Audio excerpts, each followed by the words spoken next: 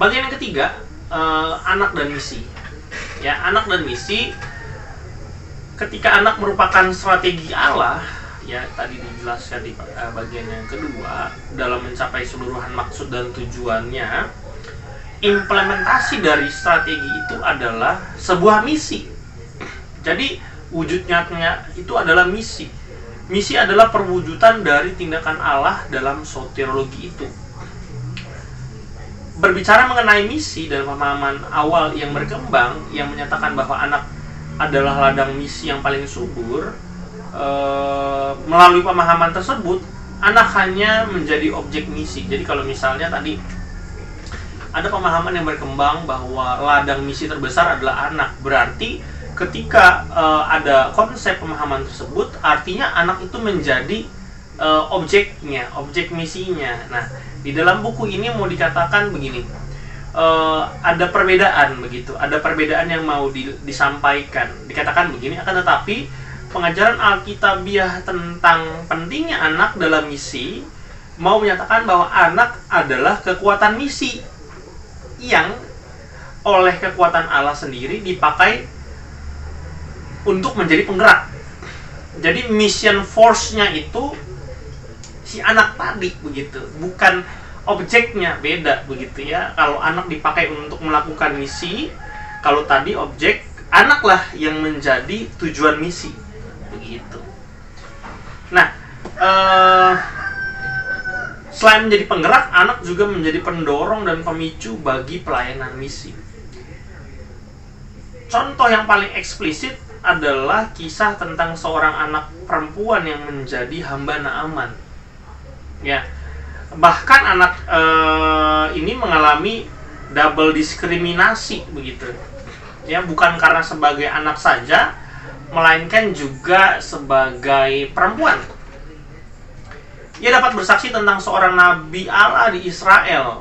Melalui hal itu terjadilah peristiwa diplomatik besar antara dua negara yang menuntun pada kesadaran adanya Nabi Tuhan di Israel yang bahkan tidak diketahui oleh Raja Israel. Ya, jadi anak tadi ya dia bukan hanya menjadi objek misi, tetapi menjadi pelaku misi. Nah, seringkali kita ya kalau saya mau meresponi tulisan ini, di dalam pelayanan yang kita lakukan seringkali bahwa anak itulah yang harusnya menjadi objek misi, maka kita memperlakukan dia target kita. Ada sebuah kekeliruan ketika kita menempatkan anak menjadi objek misi. Maka kita menganggap anak tidak tahu apa-apa. Kita menganggap bahwa anak itu pokoknya terima saja dari apa yang kita lakukan. Bahkan gereja juga melakukan hal itu. Nah, ini di bagian yang berikutnya pasti akan kita lihat begitu ya, yang lebih menarik. Jadi bagian ketiga tadi berbicara anak dan misi. Jadi anak itu menjadi pelaku misi ya untuk mewujud nyatakan tadi rencana keselamatan Allah tadi itu juga melalui ya anak. Jadi kalau misalnya dikatakan bahwa anak adalah objek misi atau ladang pelayanan terbesar, maka itu sebuah konsep yang tidak alkitabiah. Ya, menurut buku ini begitu. Nah, bagian yang keempat, anak dan gereja.